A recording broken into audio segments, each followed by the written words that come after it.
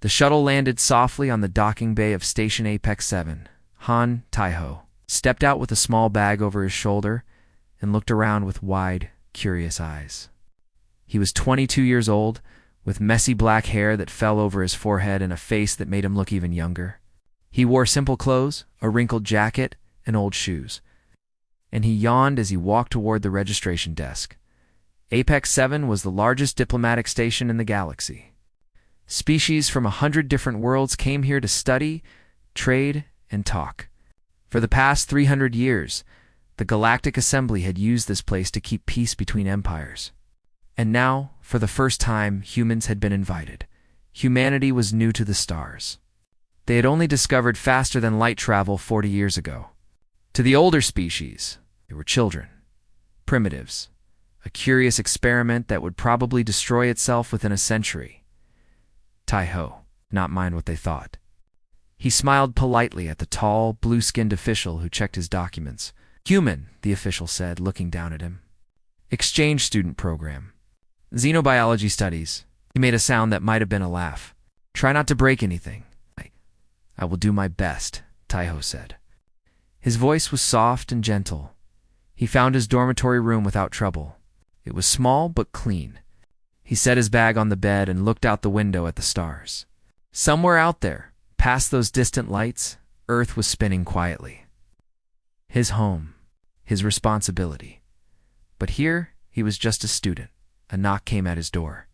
A woman walked in without waiting for an answer. She was tall, with sharp eyes and short black hair. Her name was Kung Sora, and she was officially registered as Taiho's older sister. She was not his sister. "The room is clean," she said. "No listening devices. The assembly doesn't suspect anything." Good Taiho sat on his bed and stretched his arms. "What about the Veltheri?" Sora's face became serious. "Their fleet moved again last night. 30 ships. They're positioning themselves near the border." "How long until they're ready?" 2 weeks. Maybe 3. Taiho nodded slowly. "And the assembly?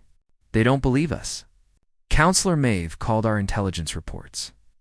"Paranoid noise from a violent infant species." Sora's voice was bitter. "Then we wait," Taiho said. "We watch. And when they move, we will be ready." Sphora looked at him for a long moment. It was still strange to her, even after all these years. This boy with the sleepy eyes and the gentle smile. This boy who had conquered a world before he was 20. She had seen him give orders that killed millions. She had seen him weep for every single one. "Get some rest," she said. "You have classes tomorrow." "I'm actually excited. I've always wanted to study alien biology." Sora shook her head and left. The next morning, Taiho walked into his first class. The room was filled with students from different species. There were the tall, gray-skinned Veltheri with their 4 eyes. There were the small, furry Korath who spoke in chirps and clicks. There were the crystal-like Selenar who communicated through light. And there was Taiho, the only human. Sitting quietly in the back corner, the professor was a Veltheri named Toric. He was young for a teacher, proud. And he looked at Taiho the way someone might look at an insect. "We have a special guest this semester," Toric announced to the class. "A human. Their species has only been traveling the stars for a few decades. They are here to learn from us. Let us hope they can keep up." Some students laughed. Taiho just smiled and took notes. After class, a group of Veltheri students surrounded him in the hallway. "Human," one of them said. "Is it true your species still fights wars with each other?" "We used to," Taiho said. "We stopped." "How primitive." "We achieved unity 10,000 years ago." "Your kind are like animals," maybe Taiho said. He kept smiling. The Veltheri pushed him. Taiho stumbled but did not fall. He straightened his jacket and bowed his head slightly. "I'm sorry if I offended you," he said. The aliens laughed harder and walked away. In the cafeteria, Taiho sat alone. He ate simple food and read a book about alien plant life. A small Korath student sat down across from him. Her name was Benna, and she had been watching him all day. "God. You don't fight back," she said. "Why? Fighting is tiring," Taiho said. "I came here to learn, not to argue." but they disrespect you. They disrespect your whole species. Taiho looked up from his book. His eyes were calm, almost sleepy. Words are just words. They only hurt if you let them. Binna tilted her head. You are strange for a human. I heard your kind were violent. Some of us are, Taiho said. Some of us are not. That night, Taiho met with Sora and another human named Yoon Jiho. Jiho was an intelligence officer, though his documents said he was an engineering student. They gathered in Taiho's small room with the lights dimmed. The Velthri ambassador met with Counselor Maeve today, Jiho reported. They talked about trade routes. But our sources say the real conversation happened in private. The Velthri are planning something big. War, Sora said flatly. Probably. Well, pulled up a holographic map. Their fleet is strong. 300 capital ships. We have 47 that they know about, Taiho said quietly. Jiho and Sora exchanged looks. The 7th fleet is ready, Sora said. Say the word and they move. Not yet. Taiho stared at the map. We need them to strike first. The galaxy needs to see who started this. And if they attack civilians, they won't. Taiho's voice was certain. They want our colonies, not dead bodies. Dead bodies are bad for business. He stood and walked to the window. The stars looked cold and distant. For now, I am a student, he said. Let them laugh. Let them push. Let them think we are weak and stupid and young. He turned back to face his officers. When the time comes, they will learn the truth. The next day, Taiho was in the cafeteria again. Torek, the professor, walked past and deliberately knocked Taiho's tray to the floor. Food spilled everywhere. The room went quiet. Clean it up, human, Torek said. Taiho stood. He looked at the mess on the floor, then at Torek. For just 1 second, something changed in his eyes. The warmth disappeared. The sleepiness vanished. What remained was cold, empty, and terrifying. Then he smiled. Of course, he said softly. I'm sorry for the trouble. He knelt down and began to clean. Torek walked away, satisfied. But across the room, Benna had seen it. That flash in the human's eyes. She did not know what it meant. But she knew, deep in her bones, that this boy was not what he seemed. She was right in the dark spaces between stars. Information traveled faster than light. Spies talked to spies. Secrets changed hands for gold and favors. And lately, one name kept appearing in the shadows. The shepherd, no one knew what he looked like. No one knew his real name. The human government had erased every record, every photograph, every piece of evidence. All that remained were stories. And the stories were terrifying. They said he had united Earth in 11 years. They said he had ended wars that had lasted for centuries. They said he was cruel and kind, brutal and gentle, a monster and a saint. They said he had built humanity's military from nothing and turned it into something that made even the oldest empires nervous, but no one could prove any of it. In a secure room on Station Apex 7, Admiral Brix of the Velthri hegemony studied the reports. He was old for his species, his gray skin wrinkled, and his 4 eyes dim with age, but his mind was still sharp. This shepherd, he said to his aide, do we have anything solid? No, Admiral.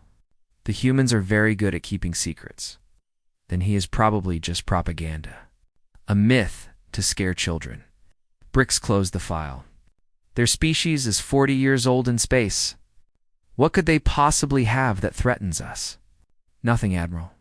Exactly. Brix stood and looked out at the stars. In 2 weeks, we will teach these humans their place, and their imaginary shepherd will not save them. Far away on a dead world called Seraphor, Taiho had once stood in the ruins of a city. He was 19 years old then, thin and tired, his uniform covered in dust and blood. Around him, the remains of the Eastern Coalition's last army burned. A general knelt before him. The man was twice Taiho's age, a veteran of 50 battles. Tears ran down his face. How? The general whispered. You're just a boy.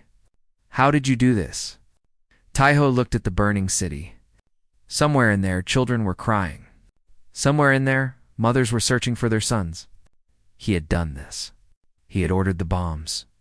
He had planned every death, did what was necessary, he said. His voice was empty. Surrender your forces. The war is over. The general surrendered. The war ended, and Taiho walked through the ashes alone, counting the cost of peace. That was 3 years ago. Now, he sat in a library on Apex 7, reading about alien flowers. The memory felt like a dream. Sometimes he wondered if it had really happened. Sometimes he wished it hadn't. You look sad, a voice said. Taiho looked up. Benna, the small Korath student, stood beside his table. Her fur was orange and white, and her big eyes watched him with curiosity. I was just thinking, Taiho said. About what? Old mistakes. Benna sat down across from him. You are very mysterious, human. You never talk about your past. You never get angry. You just smile and read your books. Is that strange? Barry Benet leaned closer. The other humans I've seen on broadcasts are loud and proud. They beat their chests and talk about strength. You are different. Maybe I'm just tired, Taiho said. Tired of what? He didn't answer. He just smiled and returned to his book. That night, Jiho brought new intelligence. The Velthari fleet had completed its positioning. 300 ships now sat at the edge of human space, waiting. Oh, they're ready, Jiho said. The attack will come within days. Osha paced the small room. We should strike first. Take out their supply lines. Cripple them before they move. No. Taiho sat calmly on his bed. We need them to attack. The galaxy needs to see that we are not the aggressors. People will die, Taiho. Our people. I know. His voice was heavy. I know exactly how many will die. I've calculated it. 47,000 in the first wave. Maybe more. He looked at his hands. Every one of them is on me. Sora stopped pacing. She had known Taiho since he was 17, since the day he had walked into military headquarters and demanded to see the generals. She had watched him grow from a strange, brilliant boy into something else entirely. Something harder. Something sadder. This is why you wanted to come here yourself, she said. Isn't it? Yes. You want to look them in the eye. The people who are about to kill our soldiers? I want to understand them, Taiho said. I want to know if there's any other way. There isn't. No, there isn't. I know. He closed his eyes. But I have to try. The next day, Taiho found himself helping a group of Selenar students with their research project. They needed someone to collect samples from the station's botanical garden, and no one else had volunteered. Taiho spent 3 hours in the garden, carefully cutting leaves and cataloging specimens. One of the Selenar, a being of blue crystal named Orin, watched him work. You were very careful, Orin said. His voice was like wind chimes. Living things deserve respect, Taiho replied. Even small ones. Your species has a reputation for destruction. For violence? We do. Taiho held up a tiny flower. But we also know how to grow things. How to build. How to heal, he smiled. We are complicated. All intelligent species are complicated, Orin said. Perhaps that is what makes us intelligent. That evening, an assassin came for Taiho. He was Velthari, a spy from the Hegemony's intelligence division.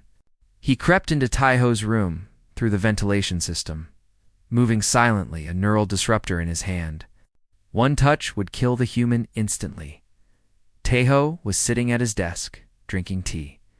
He didn't look up. The assassin moved closer. 3 meters. 2 meters. 1, he reached out. And then he was on the floor. Ow. His arm broken, his weapon gone, and Taiho's knee pressed against his throat. The whole thing had taken less than 2 seconds. Taiho's face was calm. His eyes were cold. Who sent you? He asked. The assassin said nothing. It doesn't matter. Taiho stood and picked up his tea. He took a sip. It was still warm. You can tell Admiral Bricks something for me. Tell him that I'm looking forward to meeting him. Tell him that I've been waiting for this for a long time. Pressed a button on his desk. Sora and Jiho burst through the door, weapons raised. "Cure him," Taiho said, "and send a message to the 7th Fleet. Tell them to wake up." He looked out at the stars. "The game is about to begin." Sora stared at him. "Are you hurt?" "No. How did you know he was coming?" Taiho smiled. It was not a kind smile. "I always know. I've been doing this since before he was born." The assassin was dragged away. Taiho stood alone at the window, his reflection ghostly against the stars. Somewhere out there, 300 ships were preparing to attack his people. Somewhere out there, 47,000 humans were about to die. Because he had chosen to wait, he had made harder choices before. He would make harder choices again. That was what it meant to be the shepherd. The great hall of station, Apex 7, was filled with representatives. From every major species in the galaxy, diplomats in fine robes whispered to each other. Soldiers in ceremonial armor stood guard at every door. Holographic screens displayed news from 100 worlds. And in the center of it all, Admiral Brix walked with the confidence of a predator. He had arrived that morning with a fleet of 20 warships, a show of force that made the station shake. Now he stood before the Galactic Assembly, his 4 eyes scanning the crowd with contempt. "Ladies and gentlemen of the Assembly," he announced, "the Velthari hegemony has come to deliver an ultimatum." Counselor Maeve, a thin being with silver skin and too many arms, stepped forward nervously. "Admiral, surely we can discuss this in private. There is no need for such public displays." "There is every need." Brix's voice boomed through the hall. "The humans have been a problem since they crawled out of their little world. They spread like insects. They breed like animals. They build weapons and call it science." He smiled, showing rows of sharp teeth. "The hegemony has decided that enough is enough," the crowd murmured. "We demand that humanity surrender 3 of their colony worlds," Brix continued. "We demand that they reduce their military to defensive forces only. We demand that they accept Velthari supervision of all their scientific research." He paused. "If they refuse, we will take what we want by force." Silence filled the hall. Then, from the back of the room, a voice spoke. "That's quite a list." Everyone turned. Han Taiho walked through the crowd. He was still dressed like a student, in a wrinkled jacket and old shoes. His hair was messy. His eyes looked tired. He held a cup of coffee in one hand. Admiral Brix stared at him. "Who is this?" "My name is Taiho. I'm an exchange student." Taiho sipped his coffee. "I was just passing by and heard the commotion. Those demands sound pretty harsh." Some aliens laughed. "A human student challenging an admiral? Ridiculous," Brix sneered. "Run along, child. This is a matter for adults." "I'm 22, Taiho said. "That's adult enough on my planet. Your planet is irrelevant. Your species is irrelevant. You are insects, and we are the boot that will crush you." That's a strong metaphor. Taiho finished his coffee and set the cup on a nearby table. "Can I ask you something, Admiral?" "You may not. I'm going to ask anyway." Taiho stepped closer. "Do you know why humanity stopped fighting wars on Earth?" Brix said nothing. "We didn't stop because we became peaceful," Taiho said. "We stopped because someone made us stop. Someone unified every nation, every army, every faction under one banner. Someone ended 200 years of civil war in just 11 years. He tilted his head. "Have you heard the stories, Admiral?" "About the shepherd?" The room went very quiet. Brix's eyes narrowed. "Fairy tales. Propaganda, maybe." Taiho smiled. "Or maybe not." The doors of the great hall opened. Kong Sora walked in, but she was not dressed like a civilian anymore. She wore the full ceremonial uniform of the United Human Dominion's military, black and silver, with medals covering her chest. Behind her came Yunji Ho, similarly dressed. Sora's voice rang through the hall like a bell. "Now, members of the Galactic Assembly, representatives of all species, I present to you Supreme Commander Han Taiho, the Shepherd of Terra, Warlord of the United Human Dominion, Victor of the Unification Wars, Protector of Humanity." The silence was absolute. Taiho's posture changed. His shoulders straightened. His sleepy eyes became sharp and focused. The tired student disappeared, and something else took his place. Something older. Something harder. Something that had seen more death than anyone in this room could imagine. "Admiral Brix," he said. His voice was different now, calm but cold as ice. "I know about your fleet at our border. I know about the attack you've been planning for 6 months. I know about the weapons you've hidden in cargo ships. The spies you've planted in our colonies. The assassination you attempted last night." Brix's face went pale. "I know the names of your captains," Taiho continued. "I know the codes for your communication networks. I know that you've been bribing Counselor Maeve for 3 years to ignore your violations of the peace treaties." Maeve made a choking sound. "I came here as a student because I wanted to give your people a chance," Taiho said. "I wanted to believe that we could find another way. But you've made your choice." He stepped directly in front of Brix, looking up at the towering alien without fear. "You came here to threaten sheep. You found the shepherd." Admiral Brix's hands were shaking, but his pride would not let him back down. "You're bluffing. You're a child playing dress-up. Humanity has nothing that can challenge us." "Then you have nothing to fear." Taiho's smile was thin and sharp. "Declare your war, Admiral. I've been waiting." For a long moment, no one moved. Then Brix straightened his uniform and raised his chin. "The Velthari hegemony hereby declares war on the human species. May your deaths be swift and your lesson be eternal." Every screen in the hall lit up with the declaration. The words spread across the station, across the sector, across the galaxy. War had been declared. Taiho nodded once.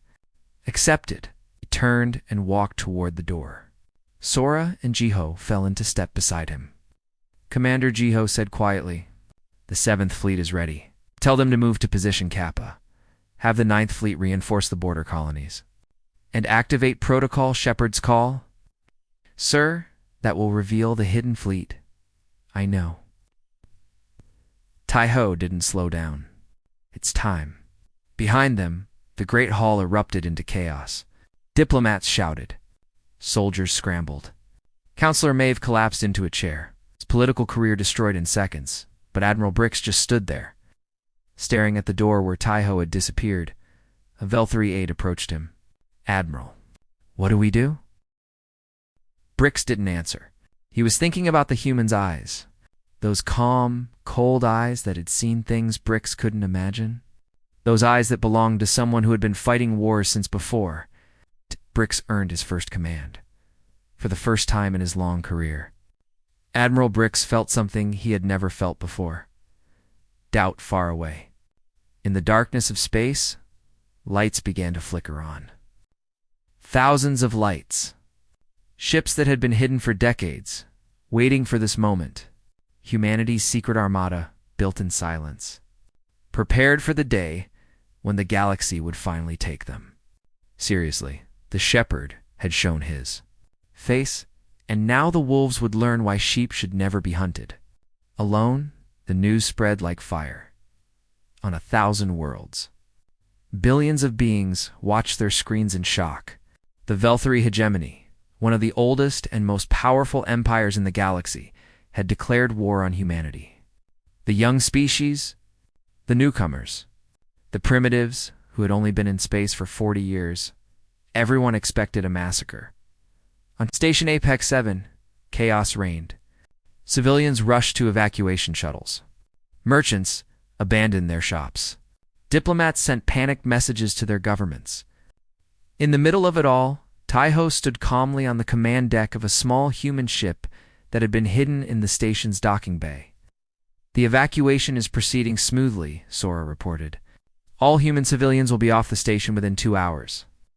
"What about the others?" "The others? The alien students." Taiho pulled up a list of names on his screen. "Binna the Koreth. Orin the Selenar. The ones who are kind to me. Make sure they get to safety." Sora stared at him. "We're about to fight the biggest war in human history, and you're worried about a few alien students?" "Yes." Taiho's voice was firm. "We're not monsters, Sora. We fight because we have to, not because we enjoy it. If we forget that, we become worse than the Velthari. Sora nodded slowly. I'll make the arrangements. Within hours, Taiho was aboard the human fleet carrier Silent Dawn. It was the flagship of the 7th Fleet, a massive ship bristling with weapons and filled with soldiers. But even here, surrounded by 10,000 troops, Taiho looked alone. He stood on the observation deck, watching the stars. Commander Jiho approached with a tablet in his hands. We've received intelligence from the front. The Velthari First Fleet has engaged what they believe is our main defensive force near Colony 3, and they fell for it. Jiho couldn't hide his smile. It was a decoy fleet. Automated ships and holograms. They're firing at ghosts. Good. Where is Commander Sora? She's leading the real 7th Fleet through the Nebula Passage. They'll emerge behind the Velthari in approximately 40 minutes. Taiho nodded. Tell her to wait for my signal. Want the Velthari fully committed before we strike? The battle began. Admiral Brix commanded his forces from the bridge of his flagship, the Dominance. He watched with satisfaction as his ships tore through the human defenses. It was almost too easy. The humans were scattered, disorganized, pathetic. This is the species that terrified the intelligence community? He laughed. These children? His aide checked the sensors. Admiral, something is strange. We're detecting very few life signs on the enemy ships. What? Before Brix could respond, alarms screamed across the bridge. New contacts. Hundreds of them. Emerging from behind his fleet like ghosts from the darkness. Where did they come from? Brix roared. Unknown, sir. They weren't on any of our scans. Sora's voice crackled through every Velthari communication channel. Admiral Brix. This is Commander Kang Sora of the United Human Dominion. You are surrounded. Surrender your fleet, and your crews will be treated with dignity. Continue fighting, and you will be destroyed. The Velthari First Fleet was trapped.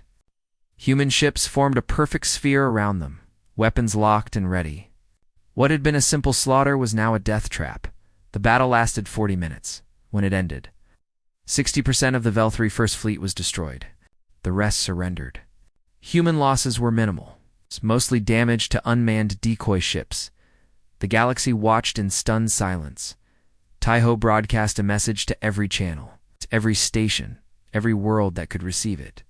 His face appeared on screens across the universe, calm and serious. This is Han Taiho, Supreme Commander of the United Human Dominion. 40 years ago, we discovered we were not alone in the universe. We came to the stars with hope. We came seeking friends. We came in peace. He paused. We were told we were too young, too primitive, too violent.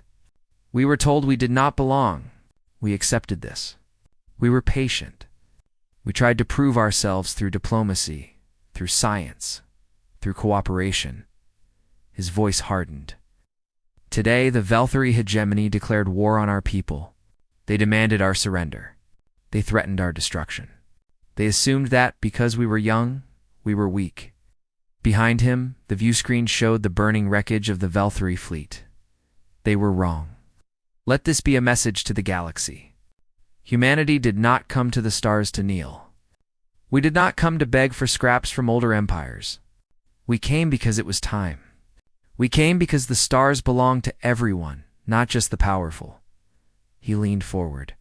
Any species that wishes peace with humanity will have it. We will be your friends, your partners, your allies. We will share our knowledge and learn from yours. We will build a better galaxy together. But any species that wishes war will receive exactly what they asked for. We have spent 200 years fighting each other. We have spent 40 years preparing for you. We are not your victims. We are not your prey. We are humanity, and we are done being underestimated. The transmission ended. Across the galaxy, reactions varied. Some species panicked. Some celebrated. Some began quietly revising their opinions of the human newcomers. On Station Apex 7, Binna watched the broadcast with her friends. Oren stood beside her, his crystal body flickering with confused light. That's him, Binna whispered. The exchange student. The boy who helped me study. The boy who sat alone in the cafeteria and smiled when they pushed him? How is this possible? Oren asked. He seemed so gentle, so harmless. He was kind to us, Binna said. Even when others weren't. Even when he knew this war was coming. She shook her head slowly. What kind of person can plan a war and still take time to help strangers? A complicated one, Oren said. Perhaps the most complicated kind. Far away on the Dominance, Admiral Brix received reports of his fleet's destruction. His hands trembled. His 4 eyes blinked rapidly. Everything he had believed, everything he had assumed, was crumbling. The humans were supposed to be weak. They were supposed to be disorganized. They were supposed to fall apart at the first sign of real opposition. Instead, they had hidden an entire armada. They had predicted his strategy perfectly. They had humiliated the most powerful fleet in the hegemony in less than an hour. And their leader was a boy who had been drinking coffee in a diplomatic hall 3 days ago, sir. His aide said quietly. What are your orders? Brix stared at the burning stars on his view screen. He thought about his career, his honor, his legacy. We continue, he said. We find their command ship. We kill their shepherd. Without him, they are nothing. He did not know that Taiho had already predicted this. He did not know that the shepherd was already 3 moves ahead. He would learn soon enough. The Dominance was the pride of the Velthari Navy. It was 3 kilometers long, armed with weapons that could crack planets, and crewed by 15,000 of the hegemony's finest soldiers. Admiral Brix had commanded it for 20 years. Now was his tomb. Taiho moved through the ship's corridors like a shadow. Jiho and 2 other operatives followed behind him, their footsteps silent on the metal floors. They had entered through a maintenance hatch 4 hours ago. When the Dominance was still fighting a hopeless battle against human forces, the ship was dying. Explosions echoed in the distance. Emergency lights painted everything in red. Velthari soldiers ran past without noticing the humans pressed against the walls. Commander Jiho whispered. The bridge is 2 levels up. Heavy security, I know. Taiho checked his weapon, a small pistol he had carried since the Unification Wars. Disable the security systems. I'm going in alone, sir. That's suicide. No, Taiho's voice was calm. That's the only way this ends without more death. Jiho wanted to argue, but he had served under Taiho long enough to know it was pointless. The shepherd had made his decision. Good luck, Commander. Taiho nodded and disappeared into the darkness. The bridge of the Dominance was chaos. Officers shouted at each other. Screens showed nothing but destruction.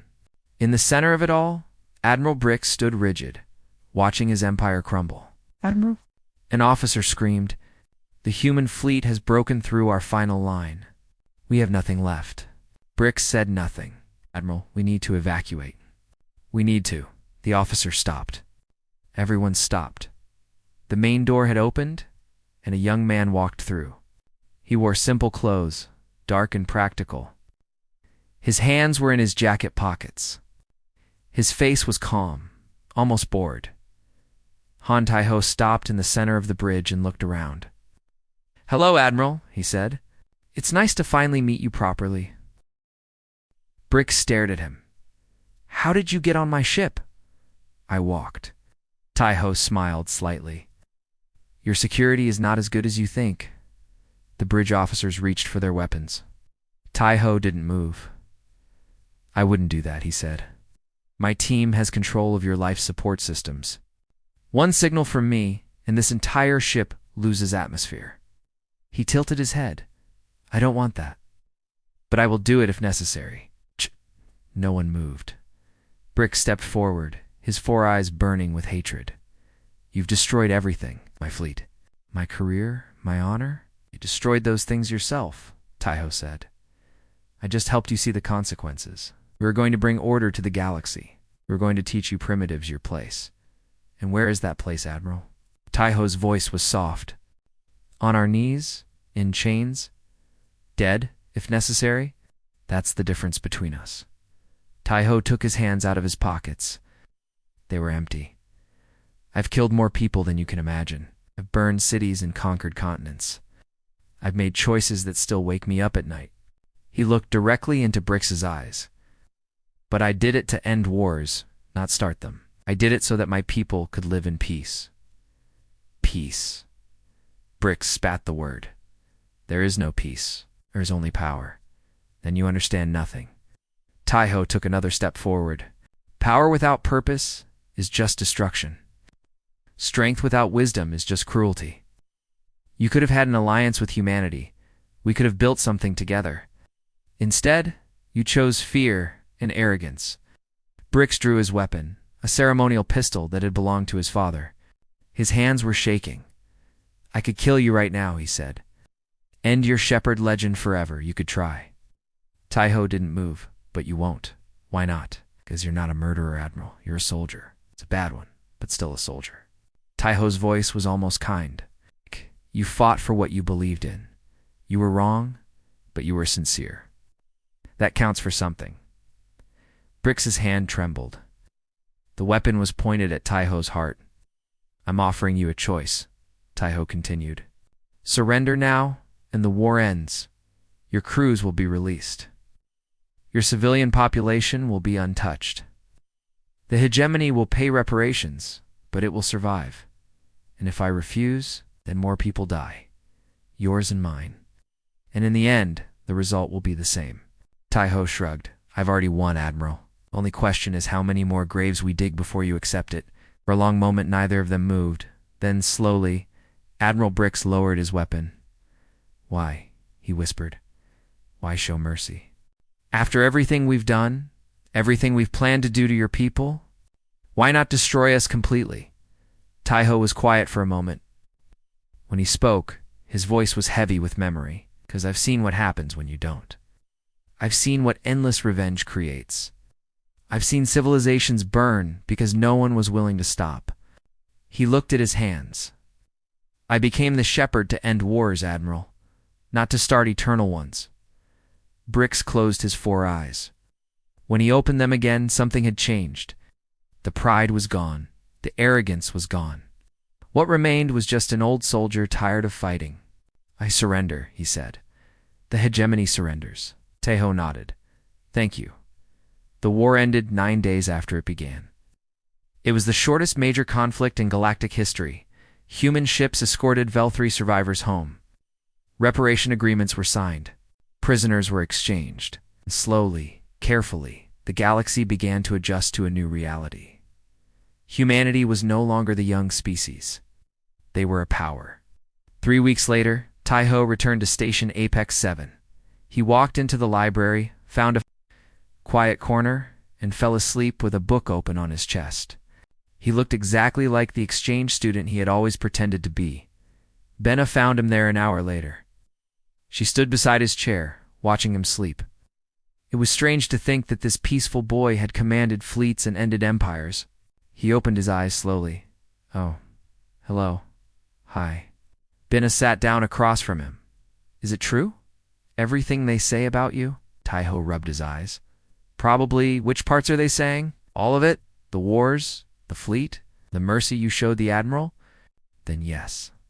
He yawned. It's true. Why did you come back here? Taiho looked at her with tired eyes. Because I really am here to study. The other stuff. The war. The politics. That was just work. This is my life. He smiled softly. I spent years learning how to kill. Now I want to learn how to grow things instead. Binna didn't know what to say, so she just nodded and opened her own book. They sat together in comfortable silence. Across the galaxy, a new saying was spreading. Merchants whispered it. Diplomats repeated it. Soldiers warned each other with it. Never wake a sleeping human. You might not like what opens its eyes. And in a quiet library on a space station far from Earth, the most dangerous man in the galaxy turned another page and smiled at a picture of alien flowers. He was finally at peace.